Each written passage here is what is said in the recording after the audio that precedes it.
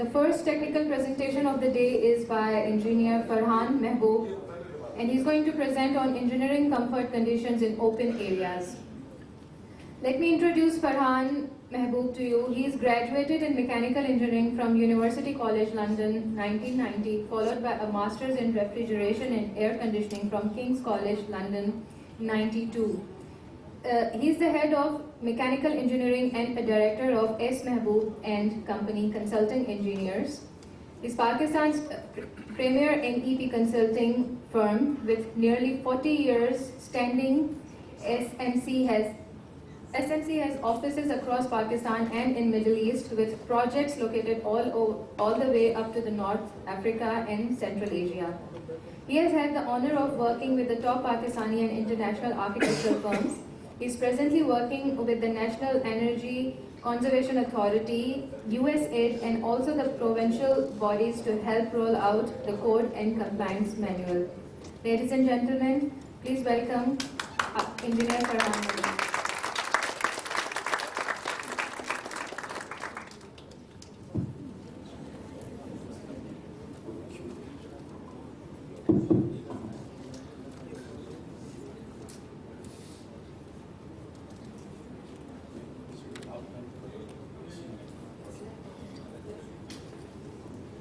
Bismillahirrahmanirrahim. Assalamu alaikum. I'm Farhan. First of all, thank you for having me here today. I'm very, very pleased to be here. I asked myself, what is an engineer doing at a conference for architects? And as an engineer, we love data. We like to present lots and lots of numbers, beautiful graphs, so on and so forth. And then when the maths works, we feel very proud, we feel very satisfied. But I think that over a period of time, design has evolved. And over the last 2 decades with the integrated design process, no design professional works in isolation anymore. We work together as a team, whether you're a structural engineer, you're an architect, you're a mechanical or electrical engineer, or you're a sustainability consultant. When I was in school, I had a teacher whose name was Mr. Duffy, and he was an Englishman. And sometimes when the weather was nice, he'd take us outside to sit under the tree and we'd study mathematics under a tree. And it felt so much nicer than actually being indoors. So what I want to present to you today is the process by which we can actually engineer comfort conditions in, for example, an outdoor mall. And I've tried to really keep the numbers out of it and focus on the fundamental principles that one follows. I was lucky enough to be involved in a project in Dubai about 7 years ago, and we were able to have reasonable comfort outdoors even in the hot summer months. Okay, so can we start? Well, I've given you the niceness of being outside and all of that spiel, and so here you see some examples of places where people are able to sit outdoors. And one of the things that I miss most when I come back from anywhere else is that I'm able to walk in a city, I'm able to enjoy having a meal outdoors. This is something, there are very few places in my city that I can actually enjoy. Next, please. So down here on the left, this is what typically we're used to in our part of the world: enclosed spaces, artificial lighting, lots of energy being pumped into air conditioning the space. Whereas in other parts of the world where the climate is kinder, you'll have an ambience or an experience of what you see on the right. Here's an example of a recent project in Dubai. It's called the Dubai Walk. And this is another project where outdoor comfort conditions have been engineered, even though most of the time you don't sense it. But if you stop to think about it, you will actually feel it. So I just wanted to draw your attention to a couple of elements over here. You've got some sort of screens on top, which diffuse part of the radiation. You'll see lots and lots of shadows around the side, so people can actually walk up and down the walkways without always being in the sun. And there's some mechanical bits to it. So if you look at that element over there, and I don't know how well you can see this little red dot on the screen, but that's air which is being tempered slightly, which is being thrown down. So cool air obviously settles and hot air rises, and that's the principle there. And you've got some more diffusers down there on the left. Okay, so the project was a mid-sized souk in the Wasl district in Dubai. About 200 very small retail outlets which are all access to the outdoors. So there were no air-conditioned corridors, no air-conditioned public areas, and there were about 15, 20 food and beverage outlets. So let's start with the fundamental theory. What is comfort?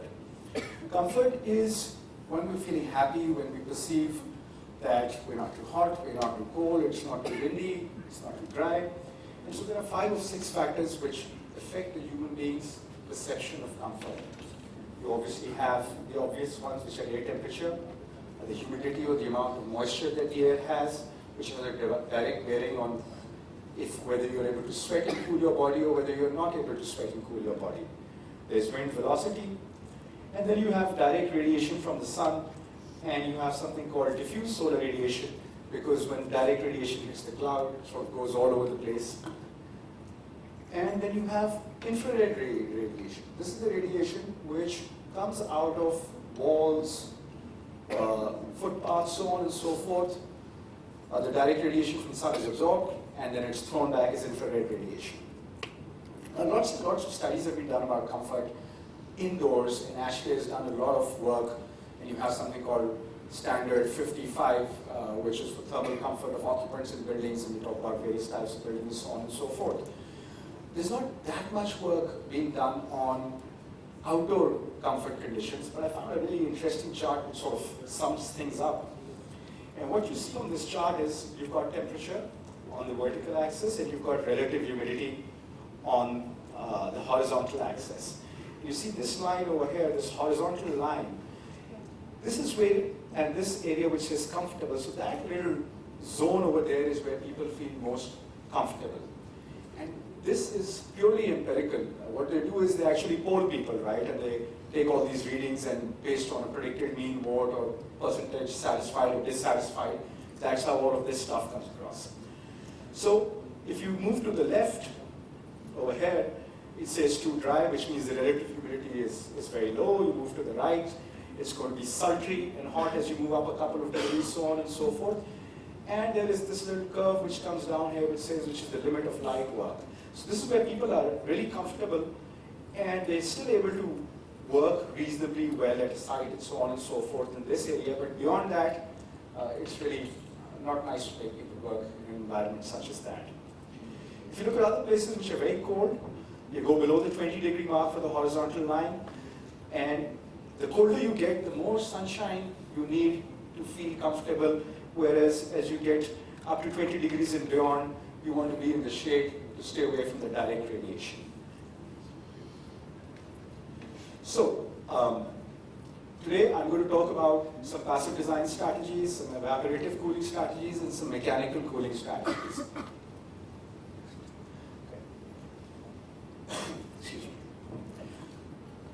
If you look at this, let's start with this little figure over here at the bottom.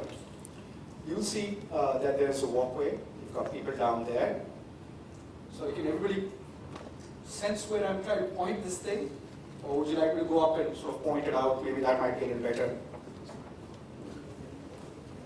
Okay, so I'm referring to this little diagram at the bottom over here. We've got a covered walkway. It's got some sort of shading in terms of louvered slats on top. And in the entrance to that, there's a water feature right there. And you've got some plantation over there. So what it does is, and then that's the prevailing wind direction. So evaporation takes place, you cool part of the wind. The trees and the atomized water together act as a filter to take the dust out of the air. And you then channel that relatively cooler air through walkways. And of course, we need some sort of solar shading to screen from solar radiation. I'm sure all of you already know this and employ this. And so the challenge today for me was to show you what tools are actually available where we can actually predict what the result is going to be, as opposed to doing something that we know innately and through experience works, but how well does it actually work, and what do we need to do to assist all these passive strategies. I'm not going to go too much into these points here. They're pretty generic and straightforward. Provide maximum shading, avoid large exposed exterior surfaces, include lots of green areas. You can consider having plants which take very little water, xerophytes. You can use plants which run on saline water. Karachi, typically you have, if you do a well, you get brackish water, 2,000, 3,000 TDS. So look at things like that. And then, of course, building in water bodies, designing the architecture in a manner where you do solar studies to see how the shadows work around a particular site. And, of course, the introduction of vegetation, trees, landscaping for dust reduction. Next, please. Okay. A lot of what we see in our heritage architecture done by the Mughals, right? And then we went away from that because we discovered electricity and air conditioning and the rest of it, and everybody went off in it. It's all coming back. We've pretty much gone full circle. The difference is that now we have the tools to predict how these structures and these strategies actually work. So one of the things that they found is that if you're going to have, for example, an open mall ride, in our part of the world where it's fairly hot and humid, you want to have narrow alleyways to maximize on shading. You want, at the same time, you don't want to leave the natural daylight out. So you can do, for example, colonnades, which let part of the light in. So if you look at that figure over there, you'll see that's all shadow and the light bit is actual daylight coming in through. There's screening. Over there you see like a chadar which is tied up, something you might see sort of in one of the external alleyways of the Grand Bazaar in Istanbul. So that's called a membrane in what we call, it lets diffuse light through but cuts the radiation out. And other things which I'm sure again as architects you're aware of, inward looking courtyards, a little bit of plantation, bougainvilleas don't take too much water. And what you see below is actually a photo from the project site. In addition to doing covered terraces or louvers, you can actually put creepers and so on and so forth. That makes your shading more effective. And of course, in our part of the world, again, specifically Karachi, water is always a challenge. So we're always looking to do plantation with plants which don't require a whole lot of water. You can also use grey water, and I spoke already about plants which are tolerant to saline water.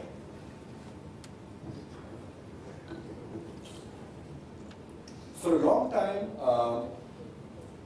solar reflectance was, they understood it, but they couldn't really measure the effect of it. So now we have a scale which is called a solar reflectance index, and every material is assigned 1. So if you say that something has an SRI of 0, it means it's completely black, and something has a solar reflectance of 100, it's absolutely white, and all the other colors in between have an SRI somewhere hardware. So for this particular project, again, these two recommendations did not come from our firm. We were working jointly with the team. There were architects, there were people who were helping us do some sort of CFD analysis and so on and so forth. And what they're saying is that at least 30% of whatever comes down in terms of SRI 29, that should be, how should I put it, reflected, and the rest is absorbed. And when you're talking about walls with a high reflectance, then 60% of the radiation is actually reflected back, half is absorbed. Next, please. The other thing that is extremely effective is evaporative cooling misting systems. Now there are two types of misting systems. There are the misting systems that we typically use over here, where you see a fan, there's a little bucket with a water and a little pipe going through it. This is a low pressure misting system, which is fan system.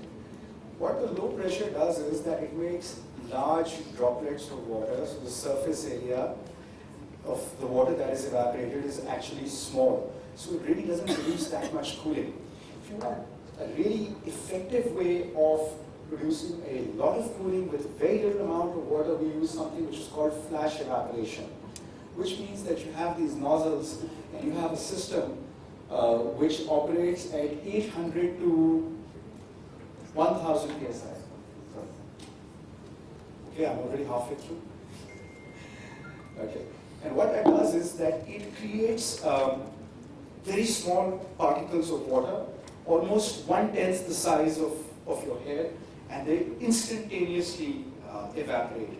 The other good thing about flash evaporation is it actually doesn't increase the relative humidity too much because it evaporates instantaneously and it's taken away. Whereas typical misting systems will sort of, atomized water will hang in the air and you might actually feel uncomfortable in certain seasons. Flash evaporation can produce up to a 20 degrees centigrade temperature drop. To put that into context, if you're standing at 40 degrees centigrade, the air that comes across from this system can be up to 20, and typical ambient temperatures will be anywhere between 20 and 40. Next, please. Taking the same concept of atomizing forward, it also depends on the type of water features that you put in place for evaporation. So on the left, you've got what is called a mist-escaping fountain. Again, this is very high pressure, very finely atomized particles of water. And on the right, you've got an interactive fountain, and this is something where if you see, it's called what we call a wet deck. Again, this is a different way of evaporating, different uses in different climates, different sites, and here you just make a lot of surface area that evaporates naturally. Next, please. So, Karachi is pretty humid for 3 or 4 months of the year, and we're coming to that part of the year. And so if you were to use evaporative cooling when the relative humidity is high, it's really not that effective. Plus, you feel more uncomfortable when you raise the relative humidity because your body's natural mechanism where you actually sweat, that sweat doesn't go off, it stays on your skin. So there's something called indirect evaporative cooling, which is now commercially available for the last 10 or 12 years. So on the left, you've got what is called a direct evaporative cooler. You've got a wet pad, you trickle some water on it, and you blow air across it. So you get air coming out of here, which is cooler and it's moist. In an indirect evaporative cooler, you take a pad, you can take one fan at the back, so this produces cooling over here. It actually chills this, and this is typically made of metal. And on the other side, you blow air, hot air onto that chilled surface, and then that comes out, so there's no transfer of moisture, no increase in relative humidity. Next.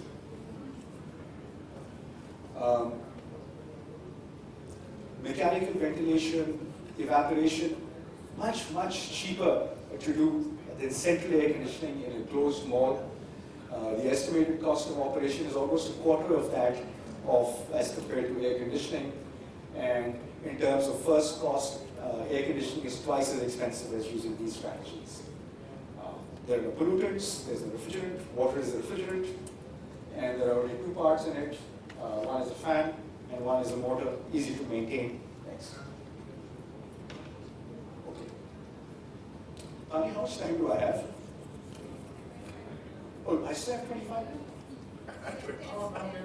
Now 10 minutes left. Okay, so I think it's time for a little bit of fast forward and we leave all these lovely advantages and disadvantages out and we can talk about it later. Please. Okay, so just some examples of mechanical ventilation. We've got different types of fans, big, small, axial. Next. The other thing that we did in this particular project is that we put in fresh air to pressurize the air-conditioned areas. And so imagine that this is a corridor and there's a line of shops with doors over here. We put something called an energy recovery ventilator, which positively pressurizes the shop.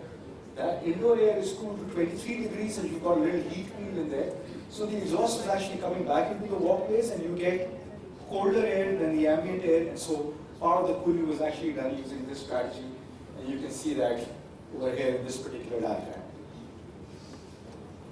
Now let's talk about the design process. Right? We've talked about the strategies, the theory, and the rest of it. We've got to do a very detailed climate analysis. We've got to look at temperature, humidity, radiation, wind, and you don't simply rely on the data for a particular city, but you've got to do a bit of assessment on the site to understand what the microclimate is. Then you look at, you sit with the architect and you look at all the passive strategies that you can implement.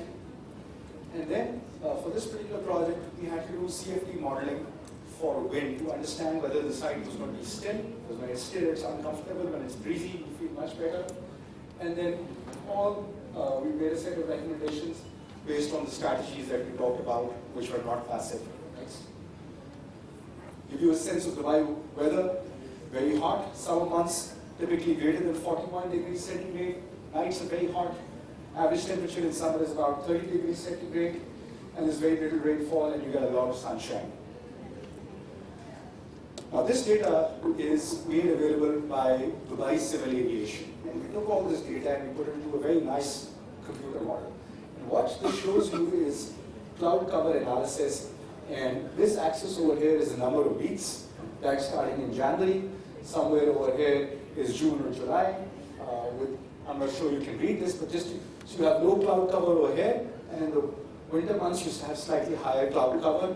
And on the other side, it's the hour of day. So that's also relevant on a particular site when you're looking at the outdoors to see what time of the day you have cloud cover and when you don't.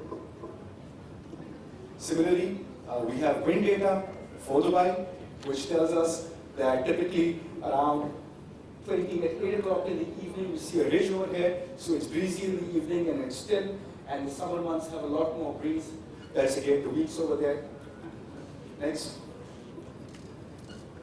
This is the site assessment. That's your Google pin. That's an aerial image again from Google. That's a picture of the project. So what was amazing about having to do this process was that we built a 3D model of the project, which is over here. But we also had to collect data of the buildings around. So we worked together with the CFD team. We photographed the site in every direction. We put some scales to it. And so we got some sort of massing in place. There were also buildings which were under construction, so we had to go and see the consultants to find out whether it was a 10-story building or a 20-story building. Because when you do wind analysis, you want to find out what sort of wind velocities are you getting on your particular site, and then only you can look at the microclimate and see how it behaves within the project. Next. Similarly, you have to do a solar shading analysis, and for that, you need solar data.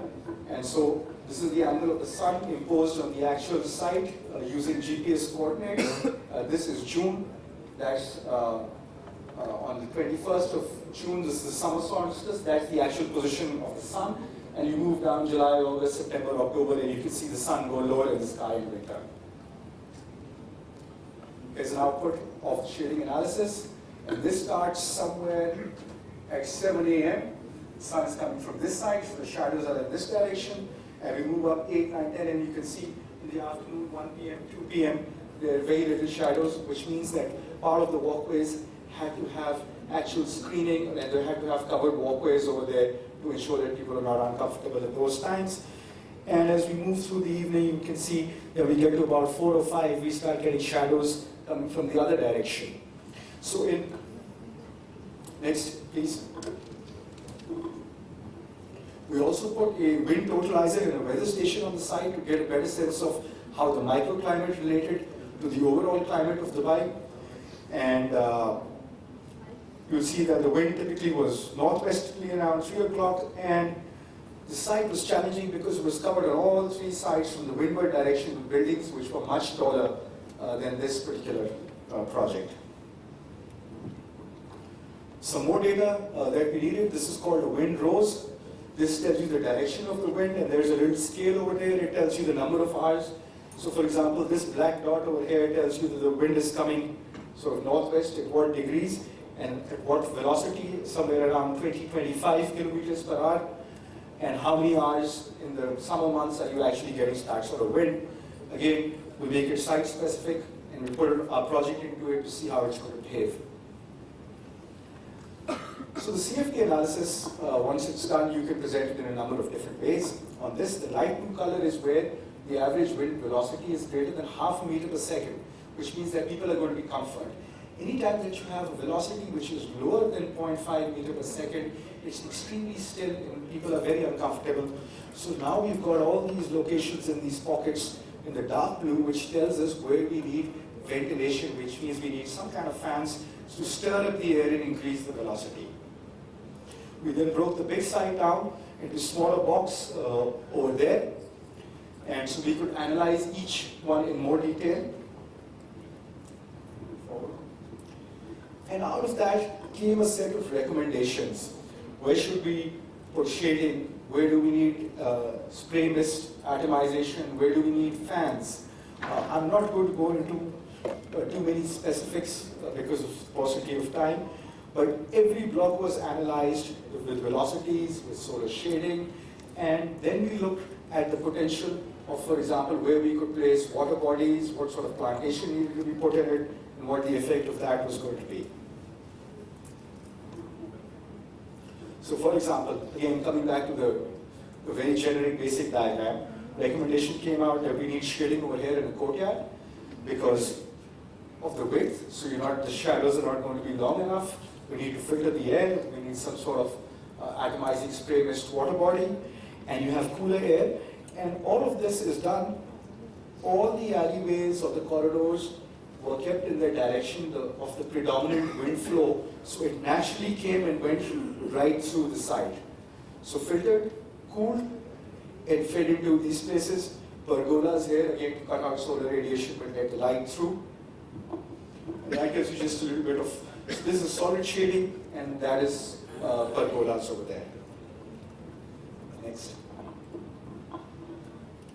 So these are some pictures from the site, give you a sense of courtyards. These little dots over here, these are actually spot diffusers, long throw. And on the roof, we've got direct, indirect evaporative coolers. They're like air handling units with a wet pad built into it, which doesn't directly come in contact with the air. So this system runs typically for 8 months of the year. December through March is very pleasant, and you don't need to put it on. There you've got a picture of atomizing spray mist nozzles in certain areas, and that's pretty much it. How did I do for time?